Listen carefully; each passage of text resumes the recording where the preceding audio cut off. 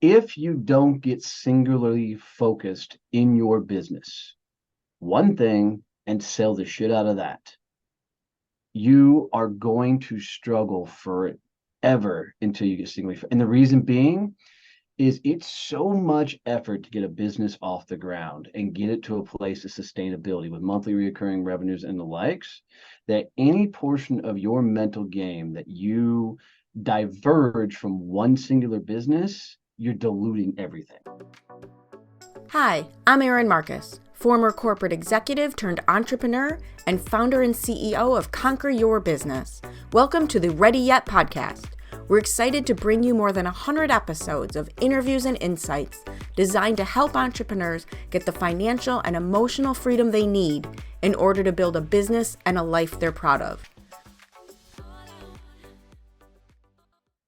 All right, here we go. Welcome to this episode of the Ready Yet podcast with my guest today, Donnie Boivin. Did I say that right? You did. You did. I always ask and then I screw it up. But I am excited for today's conversation because I know we get to have a real conversation. Because we've already been having a real conversation with strangers, so it can only get better from here. But before we dive into all of the things, why don't you tell everybody who you are, what you do, all of the cool origin story. For sure. And I'm excited to hang out with you as well. It's already been fun. We've already been laughing. We've solved all the world's problems, so we're good, right? How hard is this? So a little bit about my background. I did 4 years in the Marine Corps, 20 years in the sales game, turned 40 before I even knew you could start a business, blue collar kid. Dad was a truck driver, mom worked in factories. Dad retired from Xerox as a technician, mom retired as a receptionist for an eye doctor, So you worked, you got a job, and you retired. That was life pretty much in a nutshell. But turned 40, and it was the first time I heard you could be an entrepreneur. So I launched my company and was instantly slapped with a non-compete that I don't remember signing. So my last career was with an organization called Sandler Training. And supposedly once upon a time, I was one of the best sales trainers in the country. I don't know what that means, other than I'm really good at flapping my gums in front of a room. So I could not talk about sales training, sales management. It's the only thing I knew anywhere. So 6 months into trying and building my business, my wife's Jeep was repossessed, and my wife and I both had to cash in our 401ks to not only get her Jeep back, but to save the farm from foreclosure. Went from that moment, I found podcasting legitimately saved my business. And I went from that moment to now I'm the CEO of Success Champions Networking. It's a B2B service-based companies networking organization all throughout North America. And we just fix what everybody hates about networking by building real communities, bringing the right people together and helping people actually grow their businesses. So that's me. And I run a full working farm on top of it. I always love talking about that. All right. I have 8 million questions. Let's reprioritize them to number one. I'm a city kid. I grew up in Chicago in the 70s and 80s. My dad was a Chicago cop. Oh, nice. I was a beautician turned leasing agent downtown. And TikTok is the only place I go to play because I don't have an account. I just watch. I am obsessed with mini cows, donkeys. My dad's friend is a cattle herder in Montana. Like massive, and it's just amazing to me. When we bought this house last year, my boyfriend was very excited that the zoning rules on our little 1.5 acres here do not let me do the things that would happen naturally. So So I'll break it down then for you. I've got dwarf Nigerian goats, so they don't get even full 3 feet tall. I mean, they're tiny. Great, because I'm only 5 feet tall, so that would be perfect. And they look like Tigger. That's a real thing. You'll see the jumping videos. Yes. We've got turkeys, ducks, quail, guineas, sugar gliders, bearded dragons, chameleons, hedgehogs. All right, so this is why we get along, because number one, I was also 40 when I realized you didn't have to have a job. You could be an entrepreneur. Right. You also got the blue collar background. And I've spent because I can't have a farm here in the Chicago suburbs, I've spent the last years volunteering at wildlife rescue. Oh, that's awesome. So I've been immersed. Yeah, we want to actually create. So we're working towards building out a ranch. That's fantastic because I'm launching a foundation to fund those things. So but let's we got a lot of conversations to have. So much more to talk about. So let's go back to business. Number one, that I love hearing from people. I understand where you said you didn't know being an entrepreneur was a thing you could go do, but where was the courage from? Oh, Like, did you get pushed off the cliff into entrepreneur, or did you jump off the cliff into no, entrepreneur? Like, because there's a big difference between understanding there's another option out there and then actually going to do it. so yeah, I 100% agree with you. I picked up partners. So Sandler is a franchise setup, and I picked up Yes. partner in Sandler. And my game plan had been to buy out my partner and just finish my career running a Sandler franchise.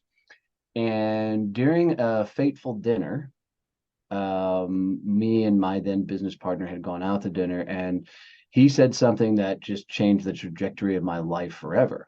And he said it completely out of love, but he said, Donnie, thank God you're my retirement plan. And when he said that, he was really thanking me for all the years and how much money I'd done, raised for him and the things we did. And I thanked him profusely because I loved working with the guy. He was a hell of a dude, and we're still great friends. But after that dinner, I went and sat in my truck and I looked in the rearview mirror and I'm like, dude, what the fuck are you doing? You were literally somebody else's retirement plan. And around that time, I was also hearing like Gary Vee and Tim Mm-hmm. Ferriss and these guys all talking about it. And so it was like this collision of, well, man, maybe I should bet on myself and not be somebody else's retirement plan. And it was such a collision that 15 days later, I walked away from it all. So I didn't even, you know, think on it, hardly at all. I just moved. Well, and I think there's times in our life, and it was funny because a client of mine in New Zealand, we were messaging on Facebook yesterday, which is amazing to me that I can just chat with a woman in New Zealand, saying she finally did something that we had talked about 2 years ago and how long it took. And then there's other times, right, where it just clicks. Yeah, I think for me in particular, I'm always been a fast mover. And once I've made up my mind, I just want to start and get going, right? I don't want to sit on it because if I sit on it, then who knows what happens, and trust me, lots of coaches and everything have said, hey, slow down. Let's Right, think me through too. this. And I'm like, fuck this, let's go. I can think through it as it happens, and then Right, I'll actually have data, right? right. Yeah. 100%. So how did you pick the thing? A lot of people who are wanting to start business or they're in their business how did you pick the thing that you're doing? Man, I so screwed it up out the gate, not even kidding. So I couldn't talk about sales training, which is legitimately all I knew. So I started off as a success coach because I didn't know what the hell to do. That's what I called myself. See, this is And because I to this hate day, it. dude, can you define what the fuck a success coach is? Because for me, all it is a business or that just says Right. yes to anything.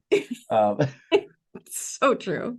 So So true. I mean, so early on, I was doing some half-ass coaching. I did some graphic work, some video editing work. I did some Well, you were podcast stuff. worse than me. Was all over the map because I did not know what a business was supposed to be, and I found some cool wins along the way, but not enough. And literally, that's why the Jeep got repossessed. Was I could not bring in enough revenue. I went from making multiple six figures a year to nothing, no income, no revenue, no anything. And and even a couple of times Sandler came at me, which warranted because I was right up against that non-compete because that's the only thing I knew how to make money. So ultimately, if I were completely honest, I didn't figure out the business at 2.5 years in. So what happened is when I found podcasting, that show took off so well for me that I had some of the biggest names in the world requesting to be a guest on the show. And so I knew I couldn't have a shit show of a process. So it's when Right. I learned business because I had to learn to outsource and learn to put systems and processes in play. And based on that success, I launched a podcast production company that was focused on internal podcasts for corporations because I was looking for a niche Oh, way. And that took off really, really well. And I built that to multiple six figures. Well, then in 2018, my non-compete came up. So in going into year two, I decided to really confuse the marketplace and go, "Ooh, let's launch a sales training company as well." So now I had this podcast production company and a sales training company. People had no damn clue what the hell my business was. thank you for okay. let's just stop there for a minute, because I think there is a concept out there, and I understand it, and it's possible in some ways, and I think it is screwing over anyone with the entrepreneurial mindset. And it's this idea of multiple streams of income. I so agree with you. Great. I get it. Have a asset allocation portfolio, right? But if you are trying to do things in the marketplace, because here's the problem right now, people buy from people more than ever before. People buy from people. They buy from the person at the front of the brand. Yep. So you're building your own credibility. Yep. And if people don't know what the heck it is you do, they don't know what to buy. Ooh, it even goes deeper than that. So if you don't get singularly focused in your business, one thing, and sell the shit out of that, you are going to struggle forever until you get singularly. And the reason being is it's so much effort to get a business off the ground and get it to a place of sustainability with monthly recurring revenues and the likes, that any portion of your mental game that you diverge from one singular business, you're diluting everything. It's right. And here's the thing, if you can't wrap your head around not having multiple streams of income, do it within your business. Have a vertical ascension, have a horizontal affiliate program, have referral program, have an affiliate. Like there's 8 million ways you can have products as well as services, but solve one problem. Yeah. Dude, I had 6 companies going at one point. How are you, like, we're old. How are you not exhausted? I think I've just built a little bit different than some people. Like people tell me all the time, like, how do you do all those things? And all I could think of is, oh my God, like, no. Like, well, that's not true. I mean, if you're truly acting in a CEO capacity and you've got self-managing companies, sure. Well, but I will also tell you that even though I had the energy to handle it all, I wasn't doing any of them good. You know, because my mind at least doesn't switch that fast. You know, I mean, I felt like I was switching, but it was really like the clown with all the spinning plates in the air, trying to do all these things. So literally 2.5 years in is when we launched Success Champion Networking. And it still took me another 2 years of doing that to continue to push away the other businesses. And, we were talking about this earlier. It's this constant need to look at your 80/20. Yes. And be brave enough to drop the 80 in order to focus on the 20 and reiterate. Yeah. And for me, this is the path I had to go down, because 2 things I think needed to happen for me to get to the level I am now. One, I needed to almost lose everything, because my life was a series of excuses, right? And I love all the woo-woo people. They're like, you can manifest success and all this bullshit they want to throw out there. Stay with me, woo-woo people. I'm not getting mad at you, right? I can vouch for him. He's okay here. Right. But for some people, there has to be a cataclysmic failure to knock them awake. And I needed a cataclysmic I don't think that's for some people. The truth is, and we won't go down the politics rabbit hole because that's not the audience, but big change requires a catalyst. Yes. And catalysts are never puppies and rainbows and unicorns. No, I agree with that. I say the same thing. I would love to tell you that I've changed my life because of inspiration and puppies and rainbows and unicorns, but no, I change my life when I'm sick of my own shit. Yeah, and here's how it worked for me is in hitting the day I told my wife that her Jeep was repossessed and we were about to lose a farm was one of the darkest days of my entire life. Well, and I'm going to be real stereotypical about this. You own a farm. You're a guy. Like, you're a guy. You come out of the military. So to have to tell your wife. Oh, dude, it was destroying me. I wasn't living up to being a husband. I wasn't living up to being a man. I wasn't doing my role. Yeah. And at that point of my journey was the beginning of me running out of my own excuses.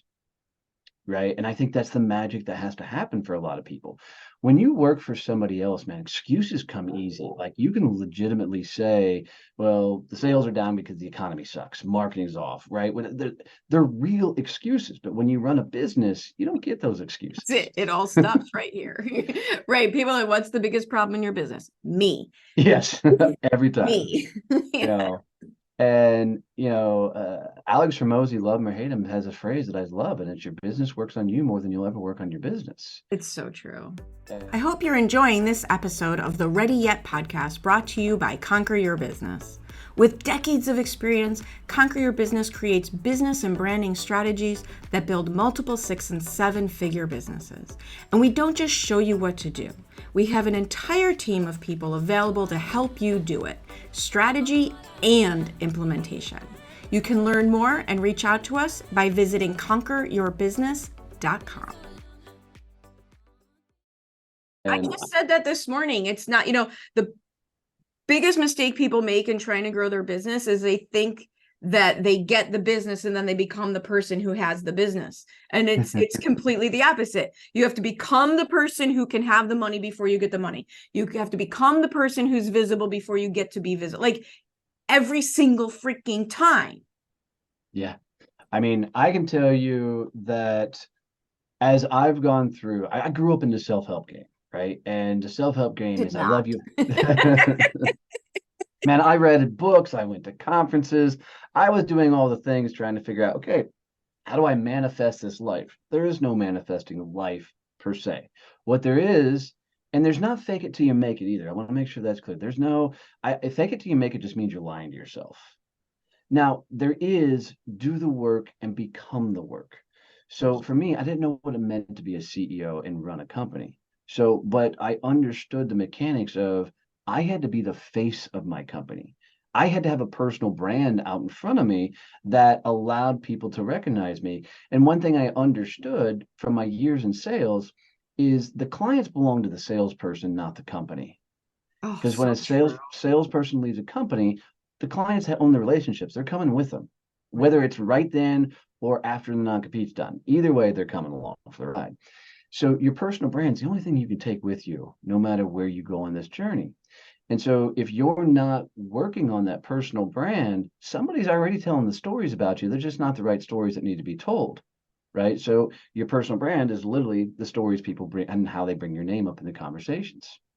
So for me, I've been spent, the last 6 years now, because I'm on year 6 now, working on building the personal brand. What is the story of Donnie? How should people be Well, talking about it? and how hard is that? Because okay, I come out of corporate, you come out of the military. We both have this experience of what things should be, and the ability to be your authentic self instead It's of what you tough. think you're supposed to do because of what everybody, what works for everybody else.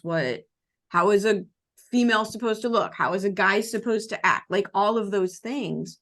Well, I will say I got lucky because of a couple of interactions. My favorite interaction was I was a year and a half into building my business. The podcast had taken off and doing really, really well. And I got invited to do a keynote down in Florida. Now, at this point, I'm still confused of what authentic Donnie looks like. So I'm still in the short sleeve button down shirts. I'm in blue jeans, no ball cap. I'm not hardly cussing. I didn't think anybody would do business with a country dude who talks like I talk and shows up like I show up, right?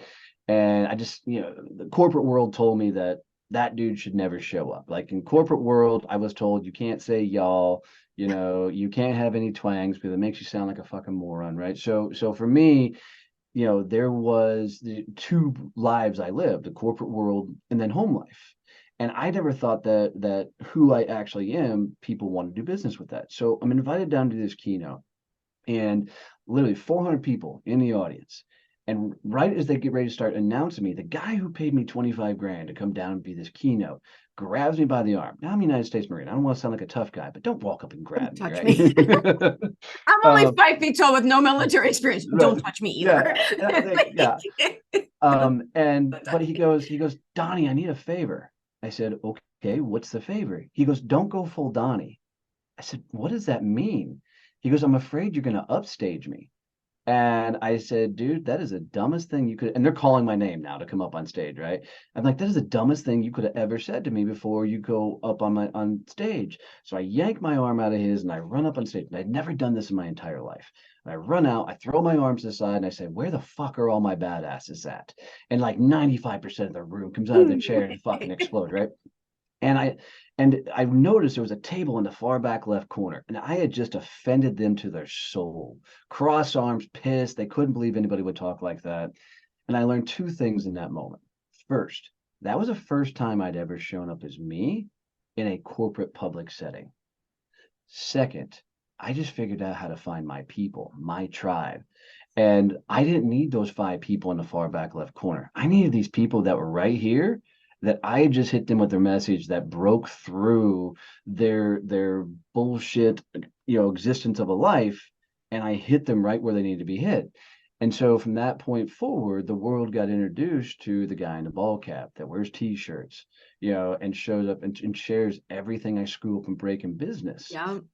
And I share all my screw ups in business because as I was coming up in the business, everything was sunshine and rainbows, right? People are like, "Oh, here's your plan, 6 months to six figures, and here's your Right. 10 hacks Well, to we be." believe people's marketing because Yep. that's what they need to do to market their business. So I went the opposite track and said, I don't know what the hell I'm doing. And I would start sharing everything that I was screwing up and figuring out. And people started asking me questions. I'm like, wait, don't ask me questions. I just said I don't know what the hell I'm doing. Just said, I just broke. It was one of my favorite reflections that a mentor, my keynote and writing mentor, said to me, because the best thing about you is you'll get on stage in front of 1,000 people and said, I just did this wrong. If you don't do it, you'll be ahead of the game. just don't do that. Yeah, 100%. And like this year alone, I went all in on LinkedIn. I said, okay, LinkedIn's going to be my damn platform. I said, all right, let's find my voice here. Let's find my tribe. Let's find my following. And I added 10,000 followers this year because I really started doubling down on sharing the stories and telling people all the things that I've learned. Right. And so come on, like the tangible takeaways is this is such a perfect example of the need for authenticity, but the understanding, and I don't know why I just came across this quote. It's not new, it was new to me, and I posted about it yesterday. I've talked about this morning, and what you're talking about is the same thing, is that quote from Usain Bolt about I worked for 4 years to run for 9 seconds, and people quit after 2 months. Right. Right. And right, so it's two parts, is doing the work, and then it takes a while. Yes. And Patience is a bitch. patience is horrible. I suck at it. But it's the embracing the authenticity. This is all, if I want to put it all, it's like a series of bravery. It is, and I want to put a little bit of meat on the bone for authenticity because I don't think people understand what it means to really be authentic. People don't want to see your gaping wound. They want to learn from your scars. I call it, yes, thank you. I call that woe is me marketing. Yes, That's not what we're talking about. correct. Don't So, share the shit show until you've gotten over it. correct, right? Yes. So, to help people really dial into this, there's things that we have learned, discovered, and made work for ourselves. So, like I could teach you something right now. If you turn around and took the thing I taught you and then immediately teach it to somebody else, that's not original thought. Okay. That is you regurgitating what I just taught you. However, if I teach you something and then you go try it, and it doesn't work exactly the way I taught it, and you're like, ooh, let me twist this here, let me do this here, change it up, and you figure out how to make it work for you and then teach it the way you do it, now it's original thought. Yes. So for people, two things they should do. They should write down every major moment that has ever happened in their life, good or bad, right? Just make a list of them all. Next to every major moment, write what was the lesson you learned from that moment. Then apply it to business, share that story, the lesson you learned from it, and teach people the shit you've been through, not the ugly side of things, right? The things that will bring them value that talk directly to your ideal client, the people that should be doing business for you, and 100%. watch them lean in. And I think that people don't do this. I call it, you have to do the work before you go to work. Yes. And it's hard. It's hard. It's not the fun part because you go into business to do the thing the business does because you're already good at it and you like it. Yep. This is not that. Correct. And it's hard. And I think people just avoid it. Well, so here's another hack for people then. So if you're like, I know I should do this, but I don't know what stories to tell. I don't know what thing to do. Go get on 500 podcasts. They will ask you all the questions and just take notes, go listen 100%. Like that. My big thing is if you want to know what to do in your business, go talk to more people. Yes, absolutely. Just go talk to more people. So, well, that really leads me because we're running out of time, but I don't want to not talk about your networking. Like, tell me more about what it is that you do and how it's different and how it helps people. 100%. So we, out the gate said no network marketing MLMs, right? That was just going to be the first play. Second thing we were doing is it's strictly B2B. I say strictly 95% of the network is B2B, service-based companies, no products. And then we took all the bullshit out of networking. So I don't give a damn about referrals, right? Referrals is Bob meets Sally. Sally, Bob's looking for your services. I told him all about you. He's excited about it, right? There's a sales conversation expected. Referrals don't come from your network. They come from your clients. So you service the shit out of your clients, they'll open doors for you. If you're not getting referrals, it's because you're not servicing the hell out of your clients and asking for referrals. So we took referrals out of the equation because if you're going to network for referrals, it's because you need them and you're desperate for them. So to flip the script, for me, networking is about introductions. Introductions is just putting two people together and saying, hey, I think some cool shit's going to happen, right? So you introduce people to the right places, the right opportunities, and the right situations, okay? So if that's the case, we bring people together and we teach them how to open some badass doors. So I'll do this live with you because I think it'll be more fun for your audience. Erin, what industry sends you the most referrals? Not individual, but like if you were to look over your clients, what industry sends you the most referrals? Sure. Marketing subject matter experts. Perfect. So would that include like social media people? Social media, website, graphic Beautiful. designers. Cool. So this is what we teach all of our people. Don't go into any networking situation looking to meet your end user client. Right. Go into it looking to meet all the people who are already working with your ideal client. So what I had a gal the other day and she did college services. So she helps people reduce the fund to cost their kids get in colleges. And I said, who's your number one referral source? And she said, hands down, bookkeepers. I said, perfect. I said, every networking event from here on out, you literally walk up and say, I'd love to meet every bookkeeper you know. Right? She's not selling the bookkeepers. She's being a value added service for those bookkeepers. And if she meets 100 bookkeepers, then it's an absolute game changer for her business. So I told her, I said, okay, cool. You go out and you figure, okay, what do the bookkeepers need? And the bookkeepers need to meet CPA firms. They need to meet attorneys, right?